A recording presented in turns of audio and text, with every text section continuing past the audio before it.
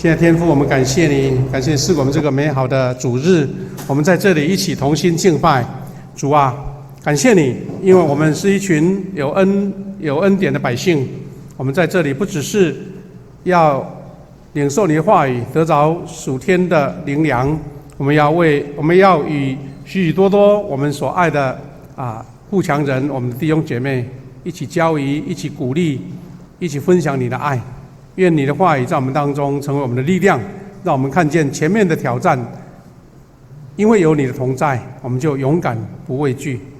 感谢主，让我们因为圣灵的同在，你对我们每一个人都说话。感谢祷告，奉耶稣基督得胜的名，阿们。感谢主，各位弟兄姐妹，我们今天一起聚集，要用这个主题一起分享，叫做迎接异象，同心追求。那我们有一段非常著名的经文，就是箴言29章18节。那这段经文呢，那个和合本跟现代中文译本最大的不同是，我们已经把这个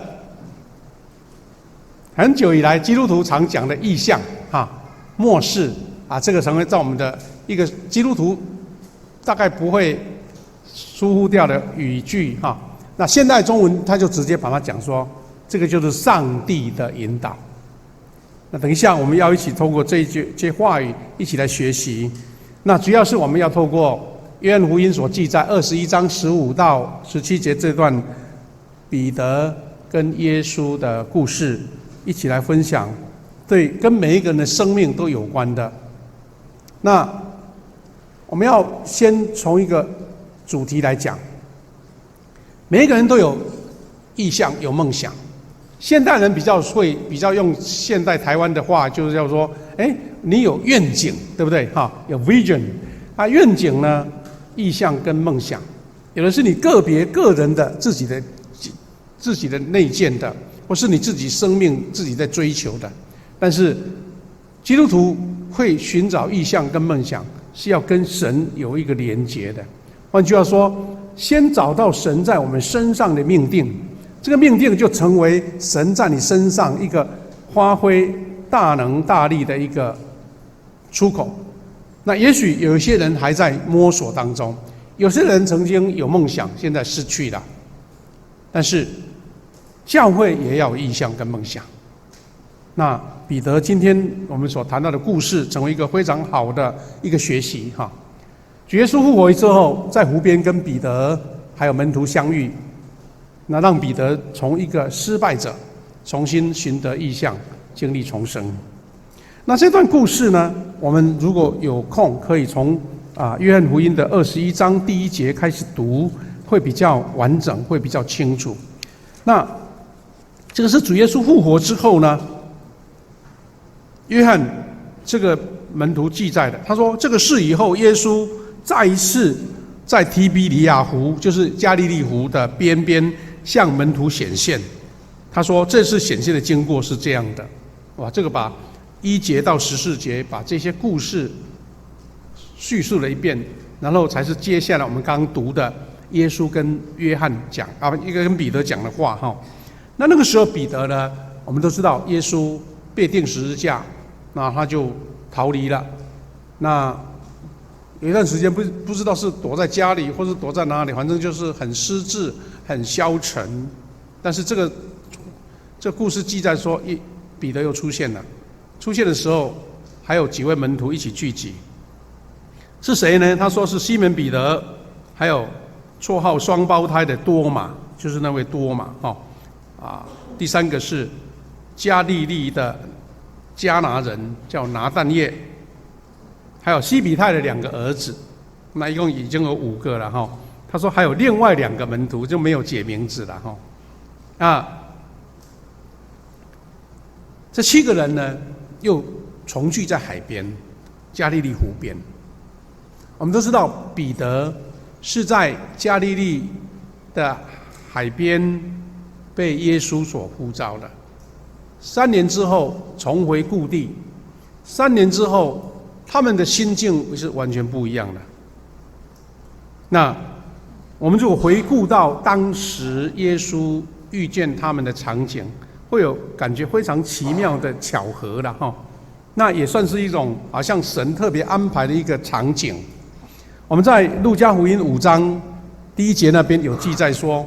耶稣有一次在湖边讲这个圣经上帝的福音给群众来听因为人太多，耶稣没有办法关照到所有的人，他就看到湖边有一艘船，那打鱼的人昨天晚上已经打完了，船靠在岸边了，在上面洗网，就是把那些网整理耶稣就上到一个叫西门的船那艘船他就吩咐西门把船稍微撑开划开一下，让他跟群众有一个距离跟视野，那就开始教导群众。那故事说，耶稣讲完之后呢，就叫西门说：“你把船划到水深的地方。”那个故事就是后来耶稣呼召彼得跟从他的故事。那这个是划到水深的地方。那今天读的经文呢，是这7个门徒呢，本来彼得说我要去打鱼，等于他被打回原形了，因为原先彼得就是抓鱼的嘛，然后跟耶稣走了3年，好像闯了大江南北啦。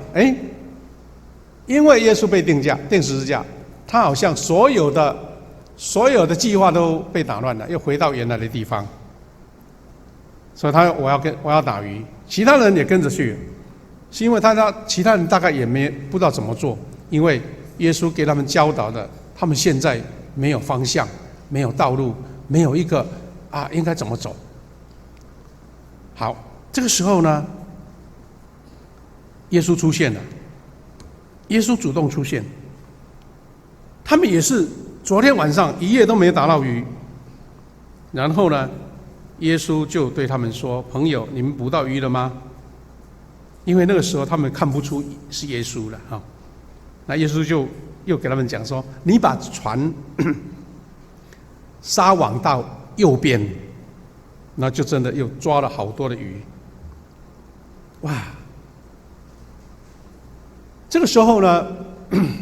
彼得应该马上去感受到，3年前我曾经遇到同样的事，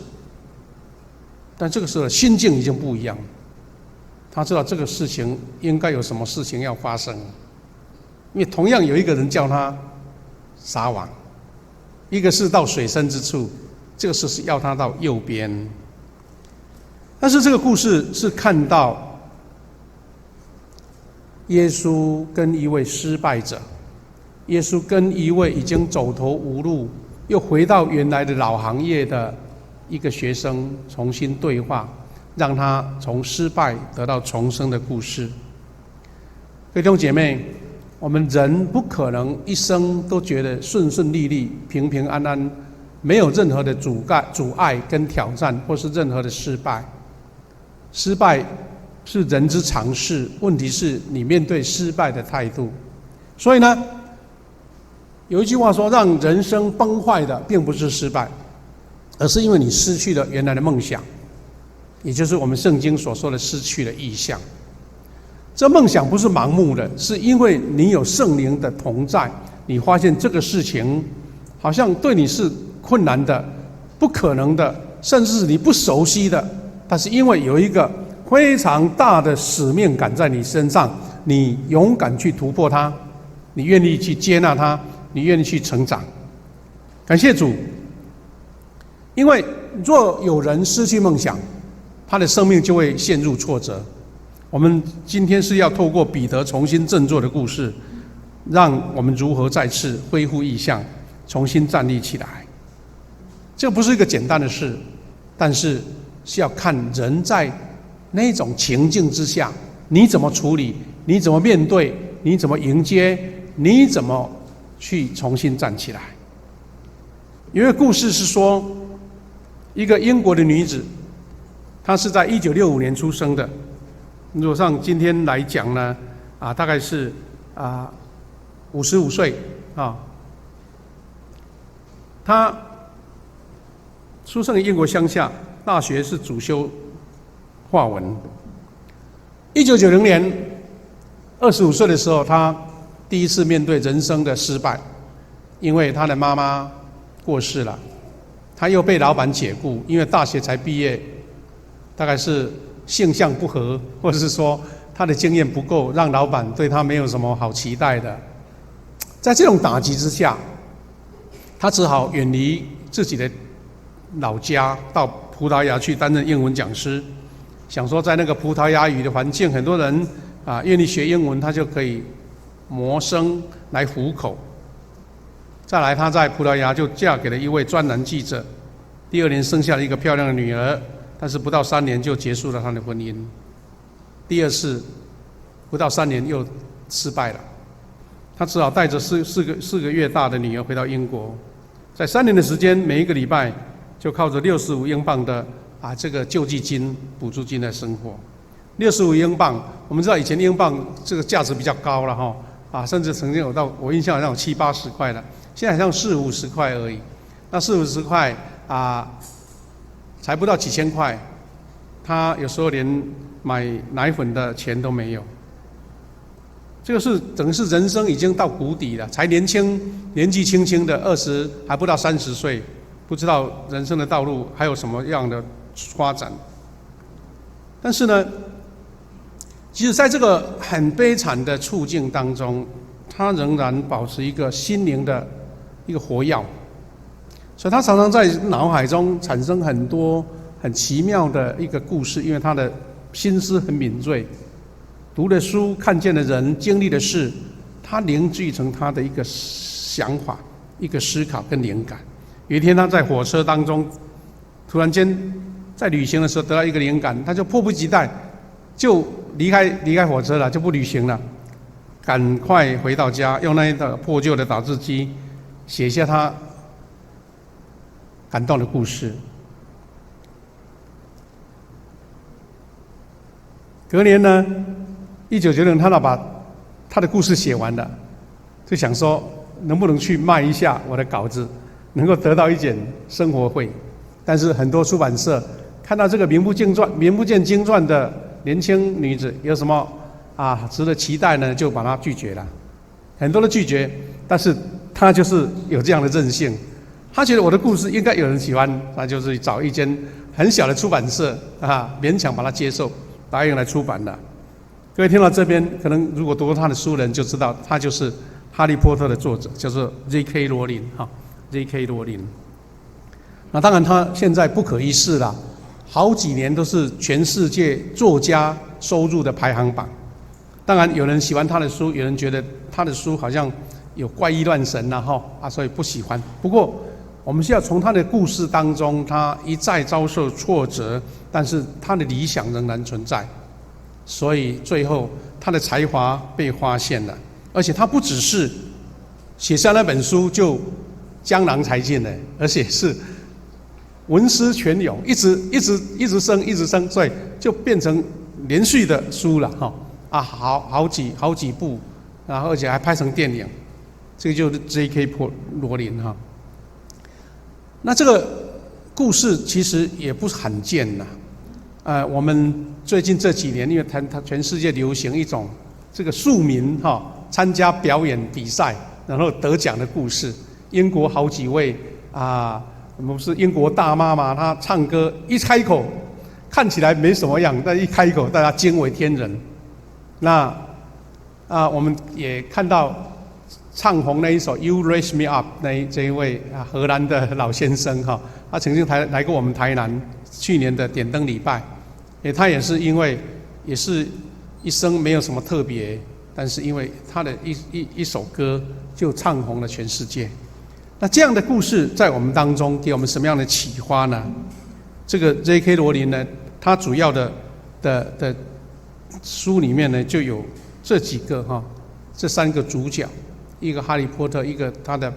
最好的死党朋友荣恩，还有这个妙丽那这个故事让我们去对照彼得啦，对照这个彼得，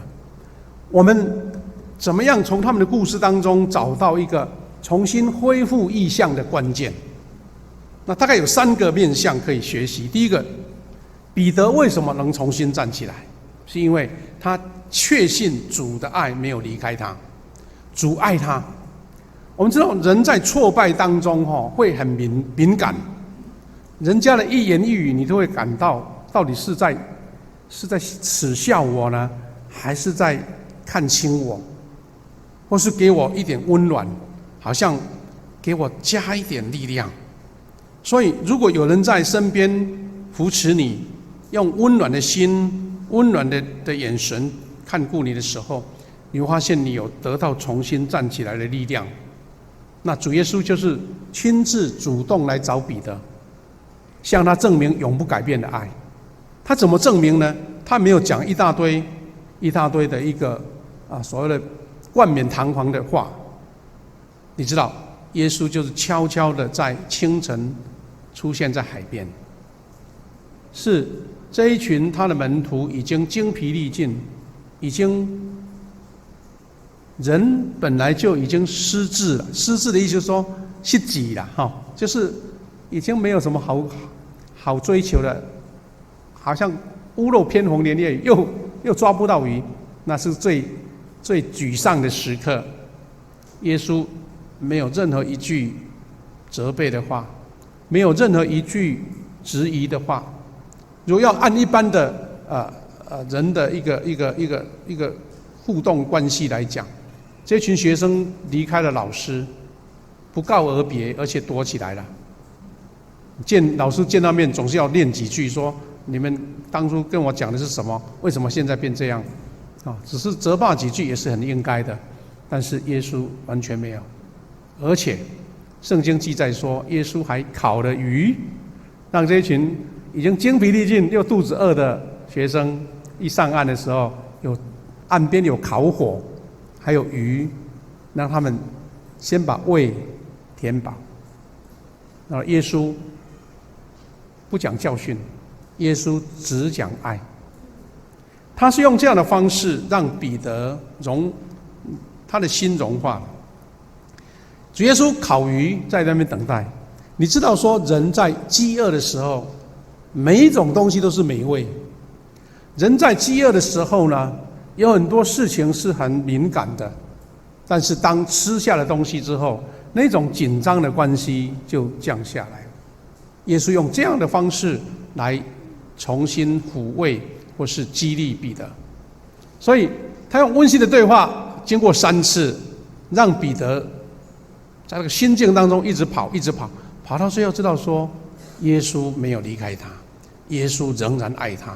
耶稣仍然对他以前的承诺不会觉得他做不到。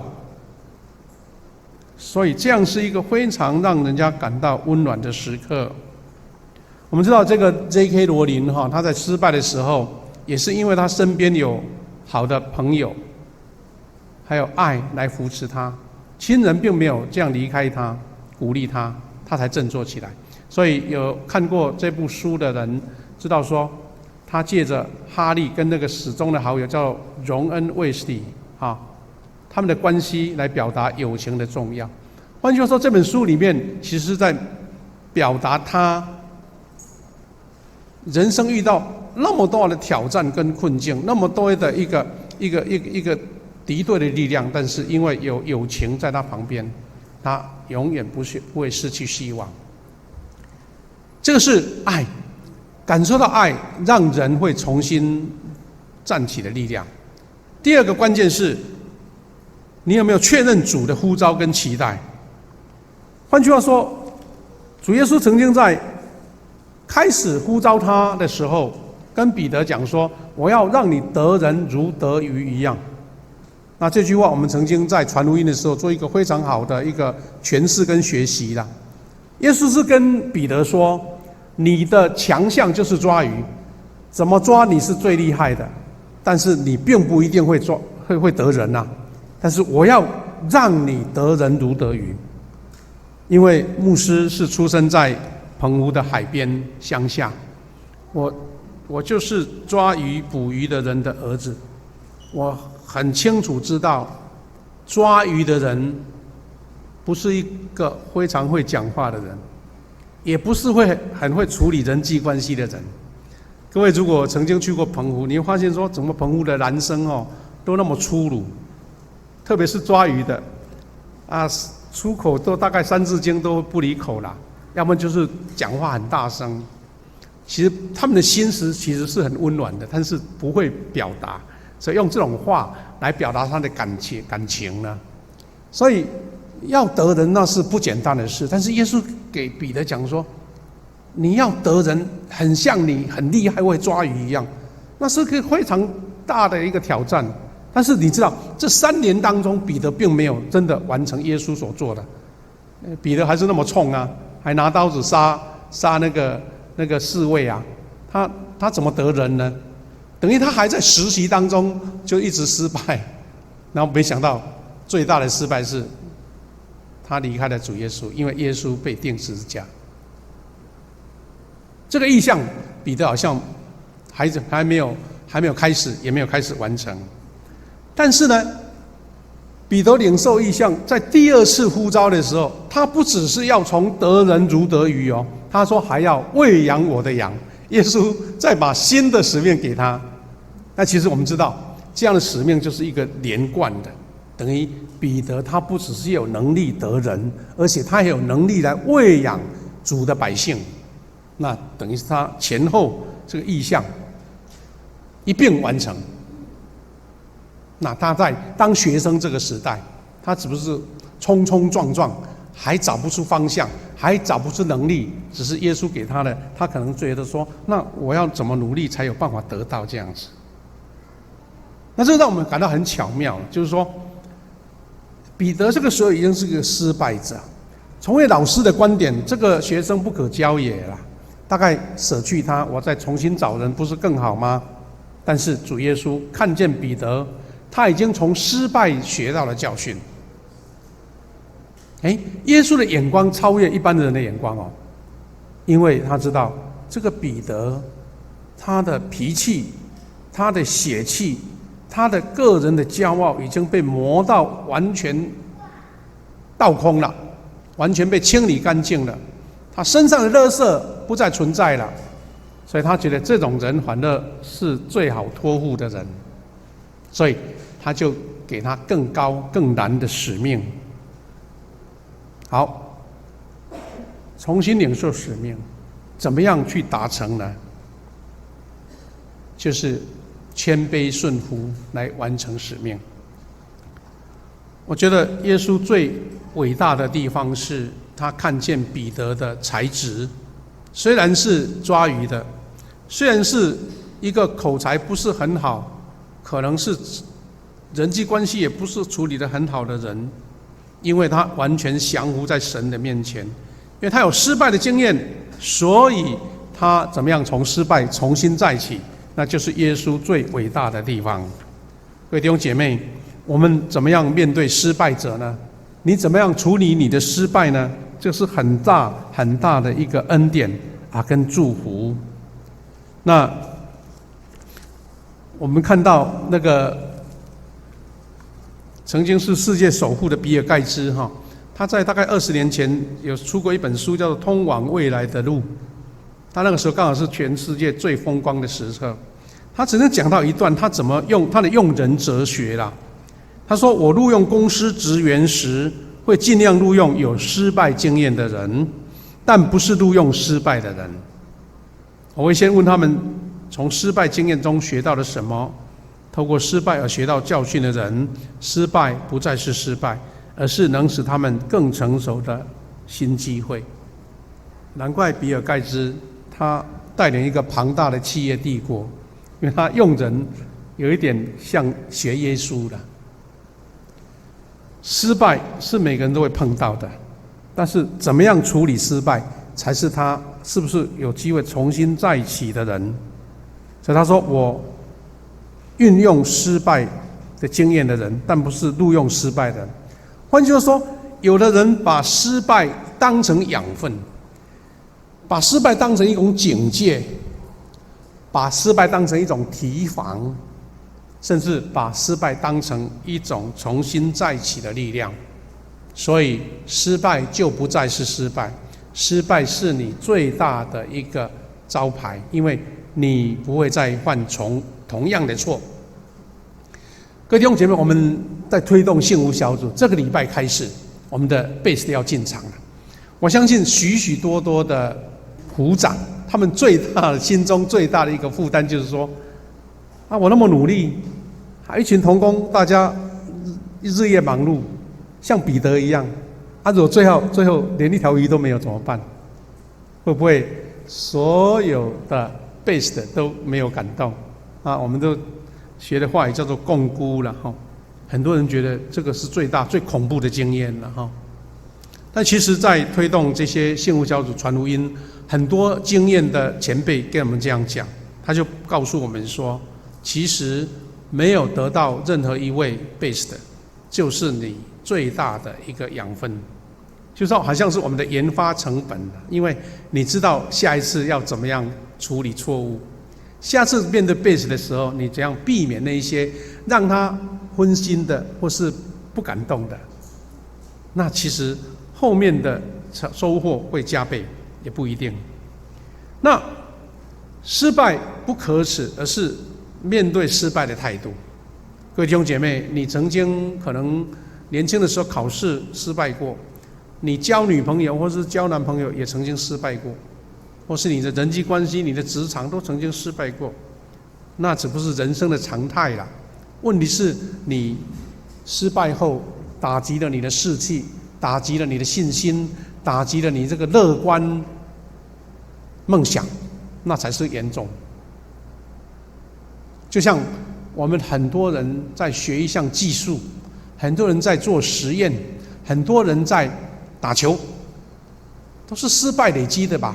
谁会一下子就成功呢？我们教小孩骑脚踏车，你能够保证他一上脚踏车就骑得很好吗？他不摔几次，他怎么知道平衡呢？所以问题是，失败没有什么好计较的，是面对失败。但是彼得呢，他是一个失败者，还好他面对了耶稣，耶稣用爱让他软化那一些受伤的心，然后彼得领受了这个使命，他谦卑顺服。所以彼得完成使命、成就异象的关键，是因为他后来顺服主的呼召，说：“你跟从我吧。”这个呼召是当初3年前在海边，然后这一次耶稣问他：“你爱我？”3次，又讲了一次：“你跟从我。”所以这个是首次，也是最后一次的呼召。那其实这些都连贯在一起。原来耶稣把他摆在这3年当中，冲冲撞撞，遇过多少历练，多少挑战，原来是要让他后面才把前面的意象看清楚。3年不简单。刚刚我们读的经文第18节没有读到，他这样说：“我郑重地告诉你，你年轻的时候你自己束上腰带，随意往来；但年老的时候，你要伸出手来，别人要把你绑着，带你到不愿意去的地方。”这句话不知道给我们什么样的启示啦。我们常讲年少轻狂，年少很多的一个你的志向，好像随意到处去挥洒。我们也常讲说啊，有时候一些年轻人呢，在社会上产生一些困扰，我们都把它讲成小屁孩。最近用这种名称了哈。换句话说，他好像有本钱去挥洒。但耶稣也是这样，同样跟彼得这样讲：你年轻的时候，你随意往来，没有什么不可以的，没有什么不能阻止我的。但是耶稣是要告诉他说，你付上了代价，你在年老的时候，变成你甘心乐意把手伸出来，要被别人绑着，到你不愿意去的地方。不愿意去就是风险嘛，不愿意就是你不想做的啦。但是你同甘心乐意伸出手被绑。那耶稣讲这句话是在19节把它指出来，他说：耶稣说这话是指明彼得将怎样死来荣耀上帝。接着耶稣又跟他说：你跟从我吧。这是一个非常奇妙的一个对话。主耶稣让这一个失败逃离的彼得重新站起来，而且他领受的使命不只是得人如得鱼，而且要牧养我的羊，最后是跟从我，我岂是用死来荣耀神。他的格局好像在3年当中一直成长，一直成长到最大，大到他成为一个所有基督徒学习的对象，是教会的领袖，是第1代的教皇。所以神重新奇妙的使用彼得，他不是让他再凭肉体的自信，乃是单单信靠并得着圣灵的能力，然后他成为一个改变世界的使徒。我们在读教会历史的时候都知道说，后来的天主教他追溯把彼得称为他是第1代教皇，第1任的教皇，因为耶稣曾经把这样的天国的钥匙交给他。我们从他的故事可以领受到一个非常奇妙的力量。各位弟兄姐妹，我们在教会里面跟一般人在社会里面，你如果觉得你有什么不一样，不在于你说，人家读书那么聪明，我也会读啊；人家努力工作，我也不输他。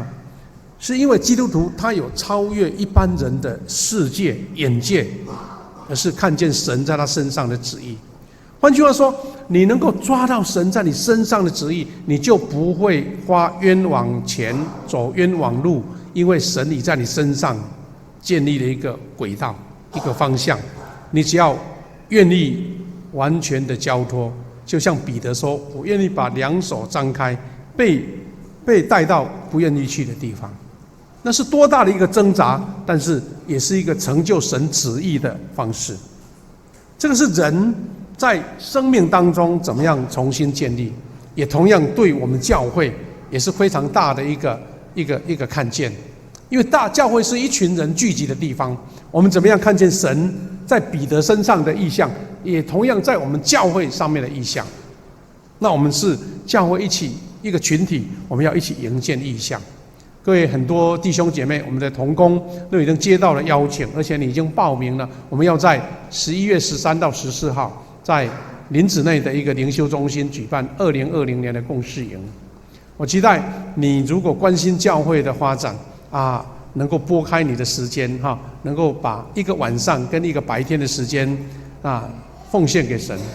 委身在上面，你会发现神在你跟我自己之间都一起建立到一个方向。我们一起同心寻求上帝的呼召跟意向。有一位学者他这样子提醒说，我们这个教会的组织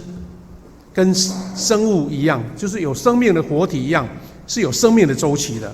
它会面临出生、成长、成熟跟衰退的发展趋势。这一个生命体，无论是一个机构、一个团体、一个国家，甚至可能是一个公司，当然也包括教会，它一个生命周期。然后最大的一个关键是说，你是不是已经习惯你原来的方式，你不想改变。但是每一个团体的领导团队，他都要面对不改变就毁灭的艰难抉择。我们看到台湾产业发展，这故事很多了哈。有的原来是一个非常棒、非常生意很好的一个店家，无论是吃的或是糕饼，但最后没有人要吃了，没有人想了，因为他觉得这个已经不合年轻人的胃口了。然后我们发现有些年轻的一代回到家里面重新改变，装潢改变，制作的方式改变，哇，一下子突然间什么生意都没了，到底要不要撑下去？要不要继续？还是要收掉？那有些人就挺过来了，他做的工作，做的一个产业，或是做他的事业，比他父亲、阿公、阿嬷那一代做得更大。但是有的真的到最后就门可罗雀的收掉了。那这是我们每一个团体面对的，特别是属灵的团体。我们如果没有再一次听神的呼召，我们发现可能我们已经离开了神在我们身上的旨意跟道路。所以2020年的共事营呢，是借着教会各层面不同的面向。换句话说，我们不只是牧师、长职这些小的核心，而是希望在各牧区、各群组、各侍奉团队，或是各样的年龄层，我们都能够将自己的感受分享出来。而且这次在辅导我们整个营会的一个进行的一个黄兆新老师，他是对于这个社区发展非常有经验的学者，然后他已经事前作业了，他要邀请很多不同的小团体跟他们对话，他已经跟牧师、跟长老、跟同工对话过，他还要跟我们一群我们的不同的组合的弟兄姐妹约时间听他们讲。他认为这样子才能够从最底层的声音看见教会困难点在哪边，我们的障碍在哪里，我们的盲点在哪边，还有我们到底有没有一个共同的方向。我期待因为有他的帮助，加上我们弟兄姐妹爱教会的心分享了出来，也许在那一天我们已经慢慢把我们的共识，我们共同的目标已经呈现出来了。那我们期待你如果还没有报名，赶快在群组或是跟我们同工来做报名，因为我们期待神给我们一个下一代新的世代一个方向。今年我们已经庆祝44周年了，很快。我们其实在想说，到底50周年神给我们教会什么样的一个光景？还有60年呢？我们社教60年，到底神要我们做什么？好像还很遥远。但是如果说做那个例行的工作，其实一天一天过很快哦。牧师经验最大的是因为牧师在教会里面牧会已经30几年了，感觉上突然间去年才在庆祝圣诞节，怎么现在又到了？因为好像你就跟着一个轮子在转，一直在转，好像你就跟着走。但是有时候要停下来想说，到底我刚做了什么？我什么没做到？什么应该做的？所以我们大家同工在分享的时候，其实在思考这些问题。第一个，神在我们44年在富强教会到底做了什么样的工？我们第一代的基督徒及第一代的富强人，他们把一个温馨温暖的家庭式的教会建立好，但他在里面彼此认识，彼此有非常好的人际关系跟分享。我们也认真做聚会，我们也认真去做主交托的工。但是在20年前，2000年以后，神给我们另外一个新的方向，是你要扩大你的境界，不只是照顾社区的朋友、社区的会友，而是你扩大到整个台南市。所以我们开创了华语的礼拜，很多不同背景的弟兄姐妹就聚集起来。我们开拓了一个新的礼拜方式，我们用敬拜赞美。很多年轻人觉得这他能够接受，虽然有一些老一辈的弟兄姐妹还在适应，不过新的境界开阔了。还包括我们开拓了一个牧养的方式，新的方式就是我们现在非常重要的一个小组事工，是因为它要兴起，不只是牧师才是牧养羊群是一群平信徒，他领受牧者的呼召，然后来照顾、来培育、来关怀他所下面的所有的组员。那这些都是一个以前长老教会从没有面对的事工。不过当我们转型，在10多年前在蔡牧师的时代带领了教会走到这个方向，现在我们面对到一个新的方向，什么呢？是因为我们当初参与开创的这些领袖，他们发觉时间越来越紧迫，我们新一代的门徒在哪里？新一代的领袖在哪边？新一代看见神意象的领导者在哪里？我们不能一直感觉说，我们现在还不错，还很好，我们继续吧。那到底谁要来带我们走下一阶段的路？那这是我们教会目前最急迫的事。所以教会呢，这些核心同工一直在思考说，我们新一代的领袖，新一代的领导者，新一代的侍奉者，新一代的门徒，我们怎么样让他产生，而且他愿意委身，愿意承载着这个重责大任，走向富强教会的50周年，走向富强教会的60周年。其实不只是我们新一代领袖要被兴起，牧师还感受到，其实我们教会也面临到牧者的交替的阶段，就是我跟谢牧师已经慢慢要准备退休的年代。那我们怎么样在祷告当中寻求一位重新带领我们教会走向新的世代的新一代的牧者？这是我们最大一个关键点。期待我们因为大家共同追求、共同寻求，神让我们走在一条他所为我们画的道路上面，他所为我们标立的意向上面，是因为这一群人愿意顺服神的带领。所以刚刚我们读了那段经文说，和合本是我们比较熟的经文了哈。没有意向，民就放肆；唯遵守律法的，变为有福。那这句话用现代中文译本，它比较翻译的比较清楚，就是说，没有上帝的引导，人民就放荡无忌；遵守上帝的法律人多么有福啊！这有点类似怎么样呢？类似说，我们呢，神已经为我们预备一条轨道，好像一个火车的轨道，然后他告诉你说，你的火车在上面跑，你就跑得顺畅，方向也正确，有力量，有速度，而且最重要的是你会达到终点，你会达到一个方向。他说放肆的意思应该是说你没有领受神给你的你就用自己的方法努力去闯东闯西，跌跌撞撞，头破血流，然后最后就像彼得一样，他们在船上努力了整夜没收获到什么，那是多可惜呀！还好彼得他们愿意重新再来如果你冲撞到最后发现什么都没有就全部放弃了就真的像我们现在流行的一句话叫卤蛇一样，就卤蛇就没了，一切都没了。所以有上帝的引导，就像在一条轨道上所以你就不会茫无方向所以遵守上帝的律法是神给我们最好的命定。期待牧师借着今天这个主题，不只是个人的失败重新在一起，或是重新抓住神的意象，还包括我们基督徒，我们在富强教会每一个富强人也同心在努力祷告，期待在11月份的这个意象这个共事营的时候，我们抓住一个非常清楚明确的，大家都觉得这个就是我们神给我们的，那我们做起来就很轻省了，因为你不会再变来变去说我要做那个我要做那个，是神给我们的，我们就按照这条轨道来跑。期待我们同心追求迎新意象，神赐给我们新的意象目标，我们成就上帝的命定。我们一起为这件事情来祷告，因为这个不是人能做的，是神给我们才有办法。